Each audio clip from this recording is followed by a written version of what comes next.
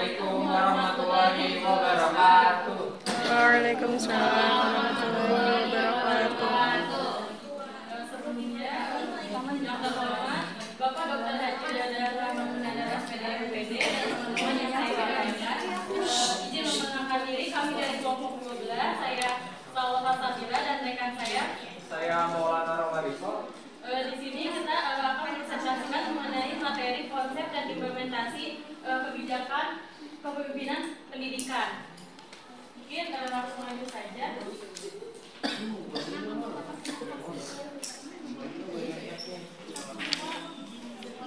Di sini ada bab yang pertama itu ada pengertian dari konsep dasar kepemimpinan pendidikan, yang kedua ada peran dan fungsi kepemimpinan pendidikan, yang ketiga ada kebijakan kepemimpinan pendidikan, yang keempat itu implementasi kepemimpinan pendidikan, dan yang kelima itu tantangan dan solusi dalam implementasi kebijakan kepemimpinan pendidikan. Yang pertama, pengertian dan konsep dasar kepemimpinan pendidikan. Kepemimpinan itu dalam konteks pendidikan adalah kemampuan untuk mengarahkan, mengawasi dan mempengaruhi orang lain agar menjalankan tugas demi mencapai tujuan pendidikan. Nah, istilah pemimpin tersendiri itu istilah pemimpin, kepemimpinan dan pemimpin berasal itu dari kata dasar pimpin. Nah, namun digunakan dalam konteks yang berbeda. Nah, pendidikan dalam bahasa Latin educatum berasal dari perkembangan dan duko itu berkembang. Nah, menurut KBBI itu pendidikan adalah proses pengembangan sikap dan perilaku seseorang atau kelompok melalui pengajaran dan pelatihan.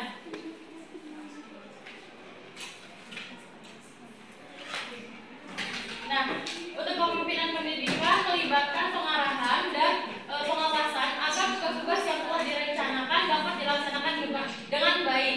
Menurut Silakan dan Fen, kepemimpinan adalah perilaku yang mengomunikasikan arahan kepada pengikut stokdir, menambahkan bahwa seorang pemimpin harus memiliki kapasitas, prestasi, tanggung jawab, partisipasi, dan status. Nah, kepemimpinan melibatkan interaksi dengan orang lain dalam kelompok, proses pembagian kekuasaan dan pengaruh untuk mencapai tujuan bersama. Nah, kesimpulannya di sini kepemimpinan adalah kemampuan mempengaruhi perilaku individu atau kelompok yang mencapai tujuan tertentu. Tadi kan kamu ya? Nah, selanjutnya ada peran dan fungsi kepemimpinan pendidikan. Nah, yang pertama di sini ada peran. Nah, peranan kepemimpinan sangatlah penting dalam suatu pendidikan, di mana kepemimpinan itu bisa mempengaruhi bawahannya dan tanggung jawab terhadap suatu sekolah agar terciptanya suatu kegiatan pembelajaran. Yang pertama itu ada penentu arah. Untuk pemimpin harus mampu melakukan seleksi dan menetapkan sasaran dengan mempertimbangkan lingkungan eksternal masa depan yang menjadi tujuan pengarahan sumber daya organisasi. Yang kedua ada agen perubahan. Nah, untuk agen perubahan ini pemimpin itu harus mampu mengantisipasi berbagai perubahan dan perkembangan lingkungan global dan membuat prediksi terhadap implikasi pendidikan. Yang ketiga juru bicara. Nah, juru bicara pemimpin juga harus mampu negosiator dan membentuk jaringan hubungan eksternal, menyusun visi dan mengkomunikasikan, melakukan pemberdayaan serta melakukan perubahannya. Yang keempat itu ada pelatih. Nah, di sini pemimpin juga harus memberitahu orang lain tentang realitas saat ini, apa visinya atau kemana tujuan dan bagaimana merealisasikannya.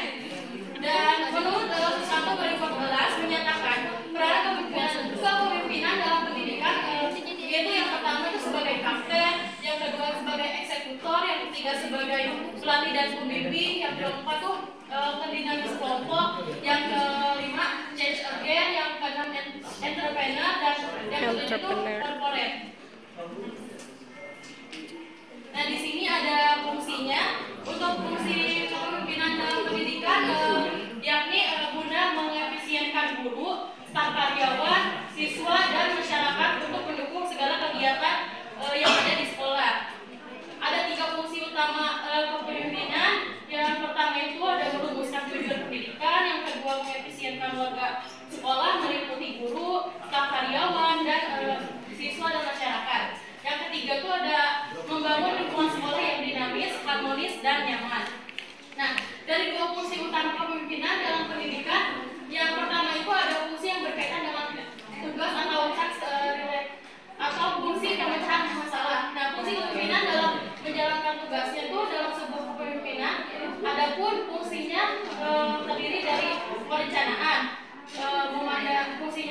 ke depan, pengembangan loyalitas, pengawasan, terus mengambil keputusan dan memberi motivasi.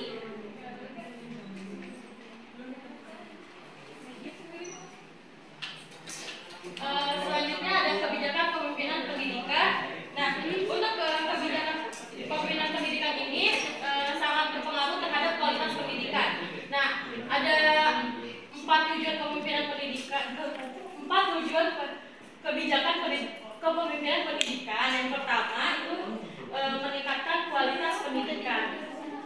Tujuan utama adalah membuat pendidikan kita lebih baik. Nah, baik dari segi proses belajar mengajar, sarana prasarana hingga hasil yang dicapai siswa. Yang kedua, menciptakan lingkungan belajar yang kondusif. Nah, sekolah juga harus menjadi tempat yang nyaman dan menyenangkan bagi siswa untuk belajar. Yang ketiga yaitu mengembangkan potensi siswa. Jadi setiap siswa itu memiliki potensi yang berbeda-beda. Nah, kebijakan kepemimpinan yang baik akan membantu siswa mengembangkan potensi mereka secara maksimal. Nah, yang keempat adalah menyiapkan generasi masa depan. Nah, pendidikan adalah investasi untuk masa depan bangsa. Nah, kebijakan kepemimpinan yang baik akan menghasilkan lulusan yang siap menghadapi tantangan zaman. Nah, untuk contoh kebijakan kepemimpinan pendidikan itu yang pertama ada kurikulum, yang kedua ada metode pembelajaran, yang ketiga penilaian, yang keempat ada pengembangan guru, dan yang terakhir itu ada kerjasama dengan masyarakat.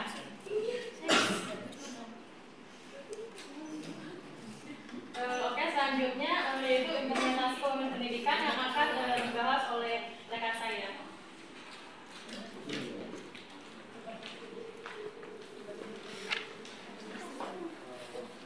Oke, izin melanjutkan ya.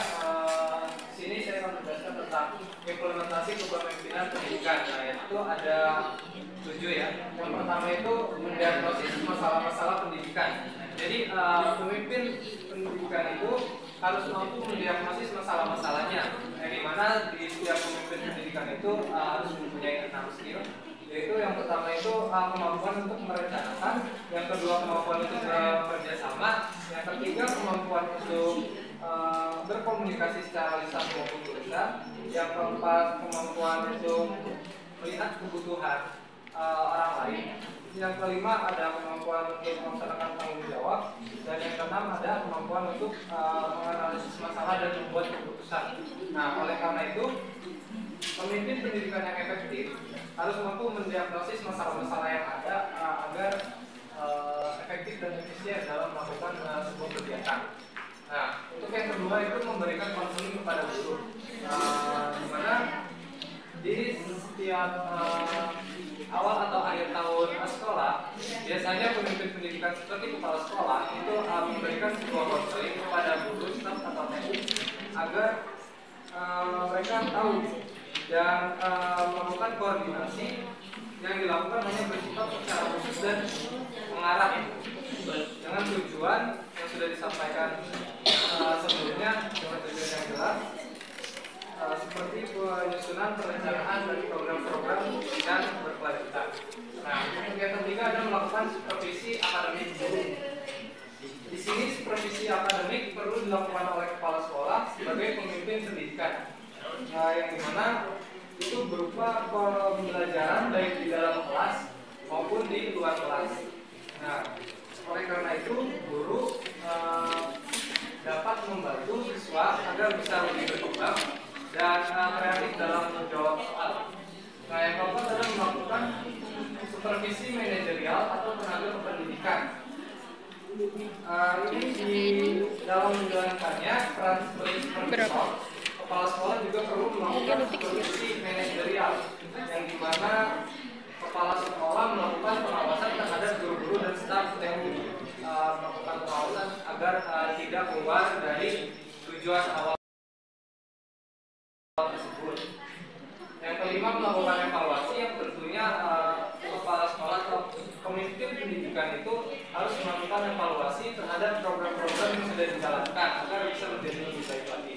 Nah, yang keenam menyediakan kegiatan lipat dan non-lipat untuk meningkatkan kompetensi pendidik dan tenaga kependidikan. Nah, ini bertujuan agar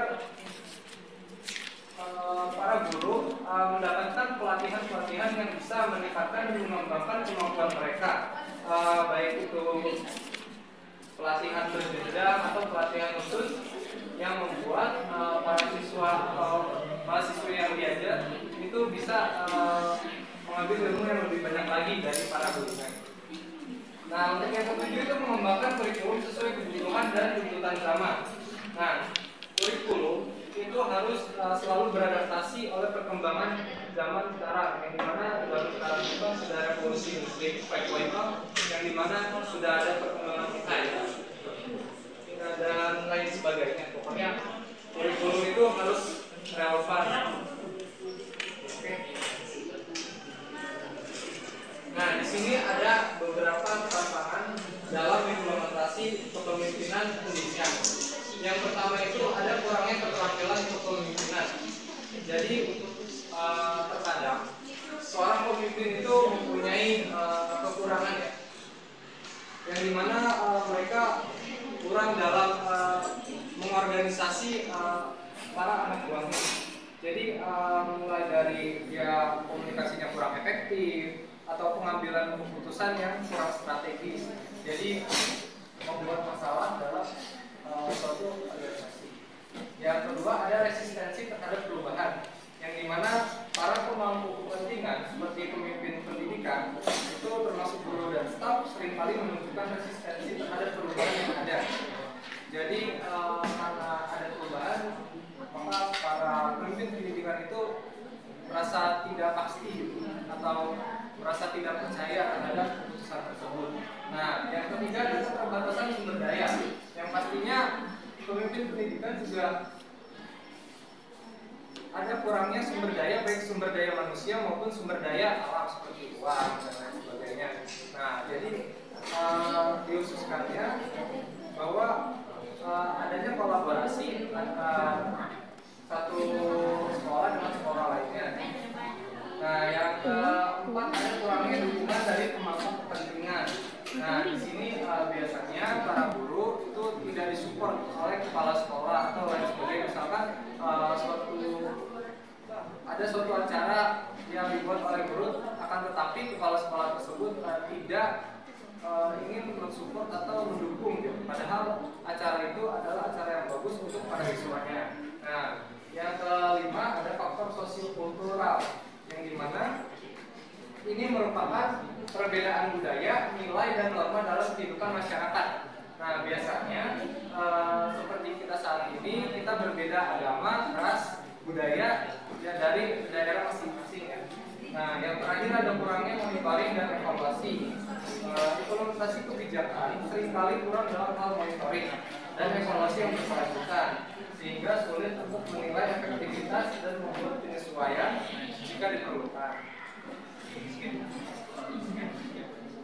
Nah, ada beberapa solusi dari tantangan sebelumnya untuk implementasi kebijakan kepemimpinan pendidikan. Yang pertama ada peningkatan pelatihan kepemimpinan. Jadi pemimpin sekolah harus terus melatih dan mengembangkan nilai dan jati dirinya sebagai pemimpin sekolah. Nah, oleh karena itu pelatihan tersebut itu diperlukan untuk membangun dan mengembangkan nilai-nilai visi dan misi yang jelas. Yang kedua, penguatan kolaborasi antar pemangku kepentingan. Nah, antar pemangku kepentingan yang satu dengan yang lain itu harus saling berkolaborasi agar bisa lebih besar lagi dalam cakupan acaranya. Nah, yang ketiga ada pemanfaatan teknologi untuk efisiensi. Seperti kita saat ini, kita memanfaatkan seluruh teknologi yang ada dan sumber daya yang ada agar lebih efisien dan efektif. Yang keempat ada pengembangan kebijakan yang fleksibel. Kebijakan perlu dirancang agar fleksibel sehingga dapat disesuaikan dengan kondisi yang ada. Oleh karena itu, kebijakan tersebut harus mengikuti apa yang sudah disetujui. Yang terakhir ada peningkatan monitoring dan evaluasi. Melakukan monitoring dan evaluasi secara berkala, baik dari setiap beberapa bulan sekali untuk memastikan adanya perbaikan yang sesuai.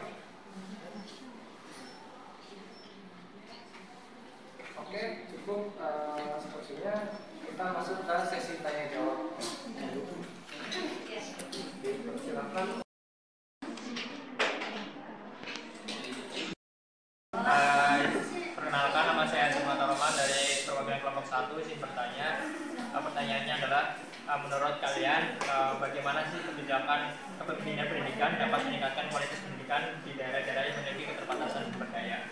Terima kasih. Izin perkenalkan diri, saya Tarkafi Jamil, perwakilan dari kelompok 2. Izin bertanya, jika kalian menjadi seorang pemimpin pendidikan, strategi apa yang kalian gunakan untuk mengatasi resistensi masyarakat terhadap perubahan kurikulum yang berkaitan dengan nilai-nilai budaya? Jelaskan alasan dibalik pilihan kalian tersebut. Oke, izin memperkenalkan diri, nama saya Asila Sifat. Izin bertanya untuk kelompok 12. Pertanyaan itu, apa aja indikator utama yang digunakan untuk menilai keberhasilan supervisi akademik yang dilakukan? Itu aja. Terima kasih. Saya Yati Sulfatina dari kelompok 4. Pertanyaannya, bagaimana pengaruh kebijakan kepemimpinan pendidikan dalam meningkatkan kompetensi guru di sekolah terpencil? Terima kasih. Nama saya Syahad, perwakilan dari kelompok 5. Izin bertanya, bagaimana peran pemimpin pendidikan menghadapi resistensi terhadap perubahan dalam penerapan kebijakan baru? Terima kasih.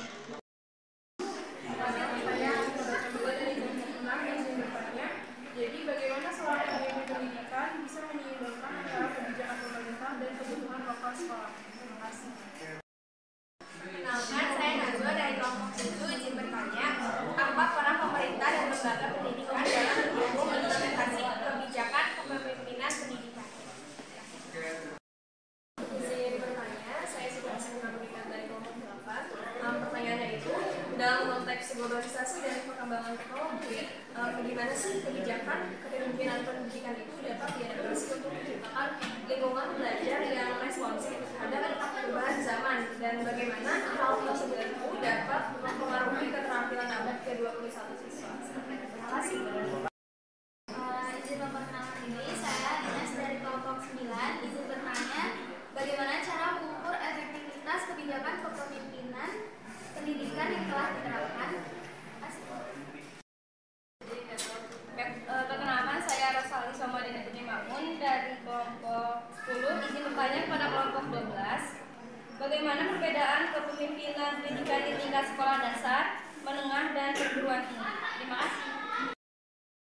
Baik, sebelumnya perkenalkan, nama saya Gadea Efran dari kelompok 11. Izin bertanya kepada kelompok 12. Pertanyaannya, adakah tantangan lain dalam implementasi kepemimpinan pendidikan yang tidak terdapat pada PowerPoint yang disajikan? Pertanyaannya, bagaimana pemimpin pendidikan memastikan pengembangan profesional yang berkelanjutan bagi guru tanpa membebani mereka dengan tuntutan administrasi yang berlebihan?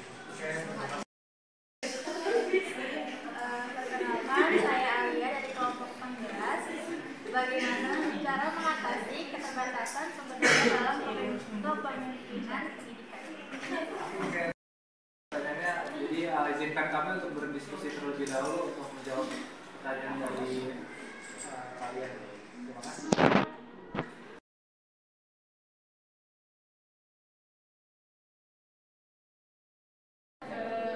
Izinkan kami menjawab pertanyaan dari teman-teman semua.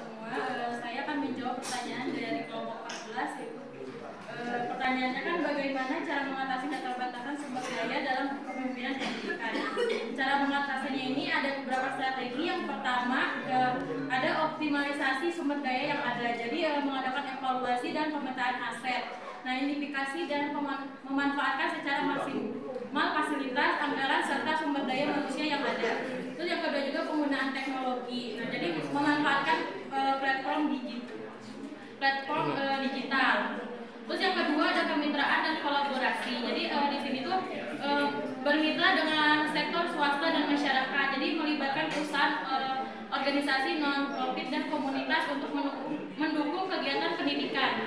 Dan juga kolaborasi lintas sekolah. Jadi sekolah dengan keterbatasan sumber daya bisa bekerja sama dalam berbagi fasilitas, tenaga pengajar ataupun materi belajar. Nah, yang ketiga itu ada pengembangan kapasitas guru dan staf. Nah, di sini ada pelatihan internal dan mentoring. Jadi memanfaatkan keahlian internal untuk melatih guru dan staf agar lebih efektif. Dan untuk program pelatihan berbasis komunitas.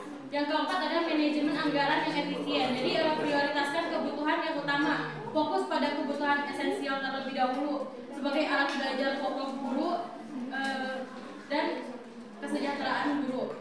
Dan juga pendanaan yang kreatif. Yang kelima ada inovasi dalam proses belajar mengajar. Jadi pembelajaran berbasis proyek ataupun pembelajaran berbagi jadi mendorong siswa saling berbagi pengetahuan dan bekerja sama dalam kelompok. Dan yang keenam itu ada pemanfaatan sumber daya alam dan lingkungan. Jadi belajar dari lingkungan, jadi memanfaatkan lingkungan sekitar sebagai sumber belajar seperti taman atau tempat bersejarah. Terus ada program ramah lingkungan. Yang ketujuh ada advokasi dan kebijakan. Jadi advokasi itu mendorong pemerintah atau lembaga terkait untuk meningkatkan alokasi dana pendidikan dan monitoring dan evaluasi kebijakan itu memastikan kebijakan yang terkait pendidikan dilaksanakan dengan baik dan evaluasi secara berkala. Dan untuk kelompok 14 apakah jawabannya cukup?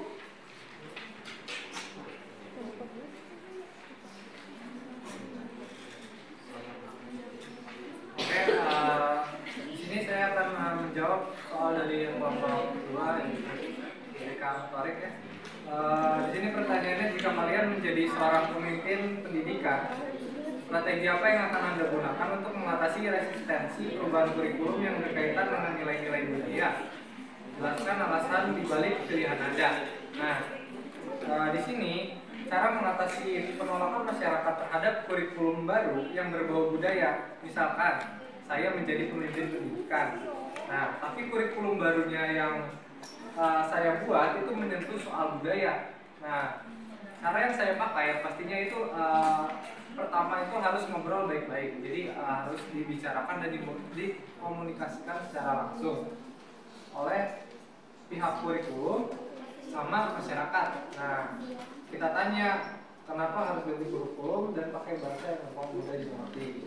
Nah, kita juga membuka forum sebuah kritik ya. Jadi kita mendengarkan semua orang. Jadi apapun saran yang diberikan oleh orang, jadi kita sebuah masukan yang bagus gitu. Dan juga kita mewakili semua pihak juga. Pas bikin kurikulum jangan cuma jadi kalangan tertentu saja dari semua lapisan masyarakat. Nah, kan misalkan kita sesuaikan dengan budaya kita. Misal kita di Karawang, nah kita memakai budaya Karawang agar bisa lebih menyatu dengan budaya yang ada di daerahnya sendiri gitu. Dan kita menggabungkan unsur-unsur nilai lokal juga kita ajarkan, dan jangan lupa nilai universal yang berlaku di masyarakat kayak nilai-nilai norma dan hukum dan sebagainya. Nah, untuk itu kita bantu dan kita latihan bareng juga gitu. Kalaupun diubah, kalau perlu, nah kita perbaiki juga bareng-bareng, kayak misalkan apa yang mau dirubah, apa yang mau ditambahkan. Dan agar lebih efektifnya, kalau guru-gurunya juga sudah paham akan kurikulum yang baru, nah itu lebih gampang untuk diterapkan kepada siswa dan mahasiswanya.